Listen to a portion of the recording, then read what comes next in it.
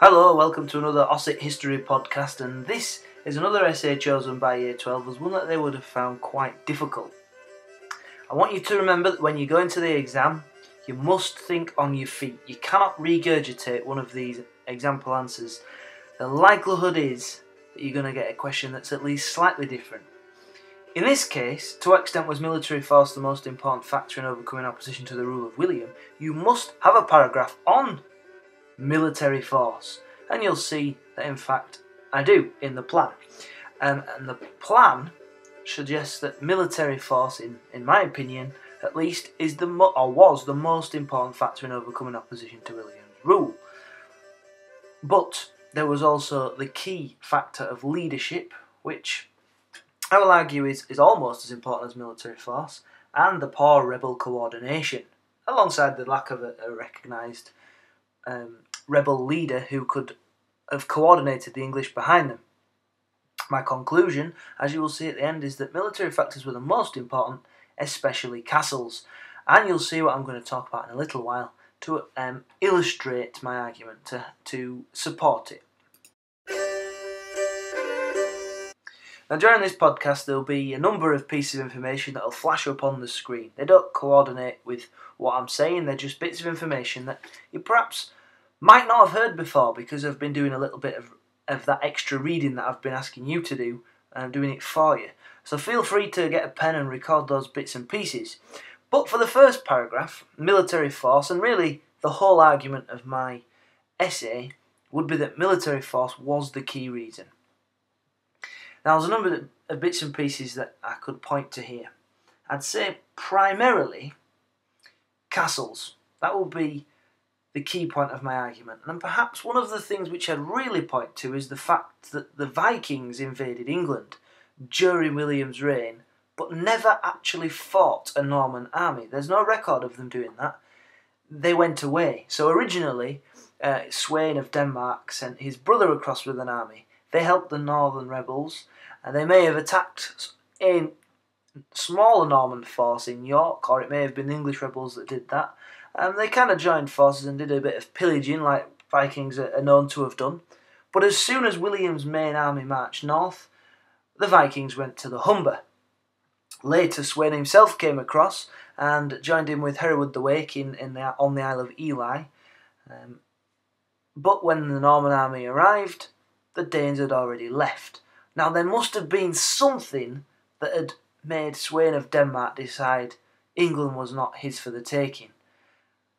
And it's not like Vikings to just go, no, without a good reason. My argument would be that it was castles and the presence of the Normans all across the country which deterred the Danes from trying to take England, because there was nothing before 1066 in the form of a castle. There are actually some potential castles that were built by Normans that Edward brought along with him, in particular in Herefordshire along the border with Wales.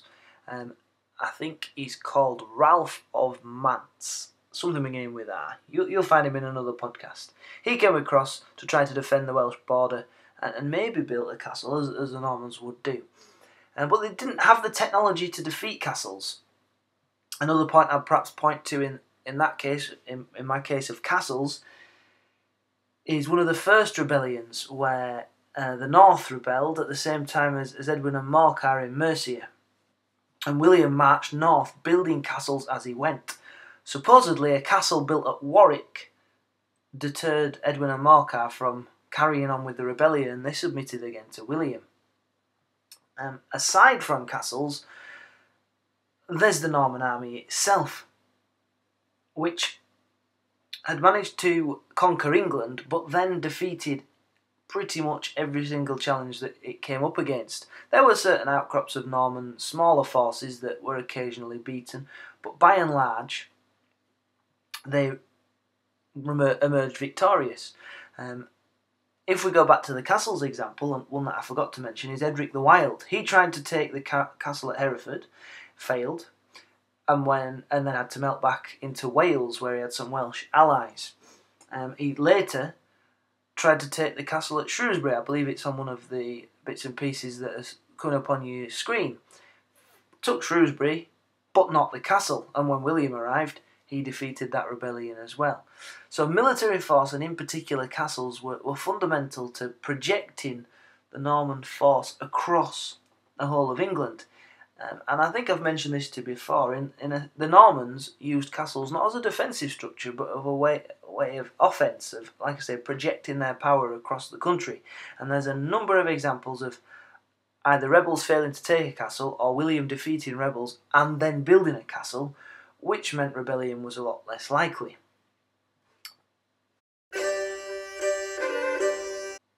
Only slightly below military factors in importance for me would be leadership. My argument for this would be there'd been many English kings who tried to keep and maintain control of England with a lot of support in the country. There'd been Vikings who come across, invaded and tried to take and keep control of England. All of them had found it incredibly difficult. But Vikings had the Danelaw in the north to draw support, and the English had huge areas of support, obviously, with them being English. William took over a hostile country who did not feel very happy about the Normans taking over, especially with the heavy taxation. Yet still, he was such a clever leader, he was able to maintain control of the country right up until his death for a number of years. My argument would be that the main differing factor was castles, of course, but without bold, decisive leadership, castles on their own wouldn't have been very effective. However, without castles, a good leader, as had been proven in the past, good leaders don't always maintain control of a country, such as England. So there's loads of examples of great leadership from William. He wasn't exactly nice, he was extremely ruthless in fact. But whenever there was a problem, when it was serious, he marched there and dealt with it. Perhaps the greatest example of this was in York in the Great Rebellion of 1069, maybe into the early part of 1070, when for the first time rebels actually managed to take the castles, and indeed slaughter perhaps around 3,000 Normans who were garrisoned in York. There were 2 castles in York at that time.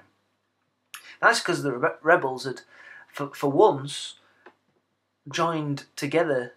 Not all of them, there was still some notable exceptions, Edmund and Morcar, for example, but Waltheof had joined with Edgar the Atheling, and the Danes had come up and joined in. It looked a dire situation, but when William marched north, the Danes went back to the Humber, left to their ships at least, perhaps not the country, without William having to fight them. The rebels melted away into the countryside using their Fabian tactics. William arrived and sorted it out. Whilst that was going on, Edric the Wild had rebelled in Shrewsbury, and as we know, he'd failed to take the castle, but he'd caused a great deal of chaos. Rebels were supposedly at their most dangerous in this period, 1069-70. William went down and sorted it out. 2 examples. Hereward the Wake. He rebelled, he was having great success whilst William wasn't there. As soon as William turned up with his army, he managed to storm the Isle of Ely and sort it out. Malcolm of Scotland, another example. He was constantly raiding into northern England and harbouring rebels, including Edgar the Atheling. But he stopped it when William turned up and dealt with it. There were so many examples. Later on in the period, William felt secure enough in England to deal with problems around his dukedom of Normandy, because things were a bit more difficult on the continent. He left other people in charge. He felt confident to do this, and rightly so, because perhaps the biggest threat to his rule later came from the revolt of the Earls, and he didn't even need to come across to England to deal with that. Others dealt with it for him. The harrying of the north was something that William regretted, perhaps, but he certainly dealt with the problem in the north by harrying it, because never again did the north rise in rebellion. So yes, ruthless he was, but very effective. Made some very clever decisions, many of which you can also read on the screen, flashing round. However, my argument would be, though he was an excellent leader, he couldn't have maintained control of the country as he did because he couldn't be everywhere at once. It was castles which helped him to keep control. It was castles that the rebels failed to take. So the big example, Edric the Wild of Shrewsbury tried to take the castle, failed. He stopped the rebellion of Edwin and Morcar simply by building a castle at Warwick. After Exeter rebelled, he built a castle. They never rebelled again. So many different examples, and perhaps you can do a bit of further reading and find yet more.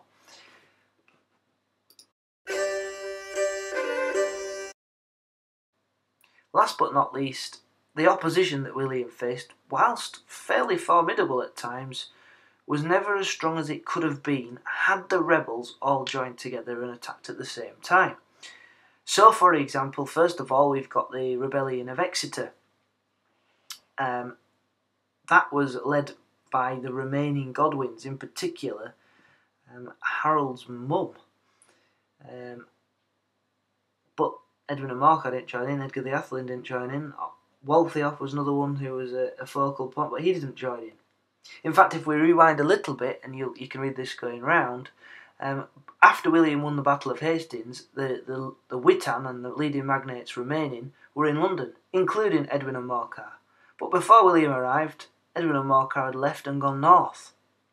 So if they'd stayed, perhaps they could have united behind Edgar the Atheling, who had been nominated as king, and at least had a good go at fighting the Normans.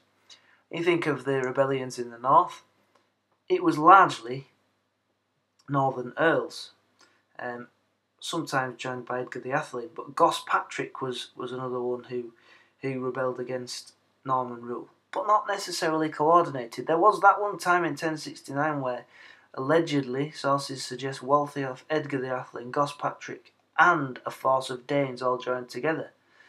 And separately, but at the same time, Edric the Wild rebelled further down, but Edwin and Morcar weren't there. Hereward the Wake had his rebellion joined by Danes. Edwin and Morcar went to try and help, but Waltheof and Edgar the Atheling didn't do so. There was never one occasion where all of the key rebels or key rebel leaders joined together, and there was never one clear rebel leader who they all united behind, because at one time or another they collaborated with the Normans. Or, if they didn't collaborate with the Normans, they were perhaps so minor that they couldn't have united the country behind them.